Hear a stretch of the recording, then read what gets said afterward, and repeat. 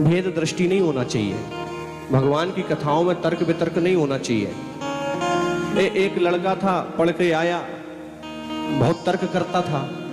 घर पे आया तो मैया बोली, बेटा इतने दिन हो गए, आज तू आया है, बड़ा अच्छा लगा, लड्डू ले आई 2 प्लेट में, बेटे के लिए ले लड्डू खा। बच्चा बोला, माई पहले मेरी पढ़ाई देखो।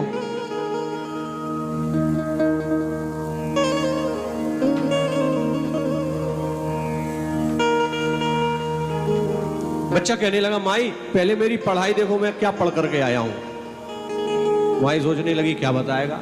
बोले, इस प्लेट में कितने लड्डू हैं? मैया बोली 2। कि नहीं है मैया 3 है। अब तर्क करने लगा, 3 है लड्डू। मैया बोली नहीं नहीं 2 ही तो हैं, गिन के बता। अब मैया गिने 1 2, बेटा बोले 2 और 1 3। अब 3-4 बार गिनवा दिया उसने। मैया कहे 1, बोले ठीक है। फिर मैया दूसरे पर हाथ रखे, बोले 2, तो बेटा बोले 2 और 1 3, है कि नहीं 3? भैया बड़े चक्कर में, मुझे तो 2 ही दिखाई दे रहा है, ये 3 कह रहा है बार बार। पिताजी देख रहे थे, पिताजी चले आए। अब पिताजी आखिर पिताजी थे। पिताजी आके बोले, मुझे बताओ क्या बात है?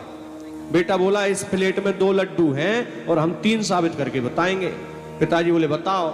तो गिनिए आप। तो पिताजी ने गिनना चालू किया। पिताजी बोले 1, बेटा बोला ठीक है। दूसरे पर हाथ रखा, पिताजी ने बोले 2, बेटा बोला 2 और 1 3। पिताजी बोले अच्छा।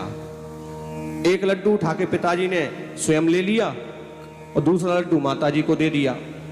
पिताजी बोले 1 लड्डू हमने खा लिया, दूसरा तुम्हारी मम्मी ने खा लिया, तीसरा वाला तुम खा लो।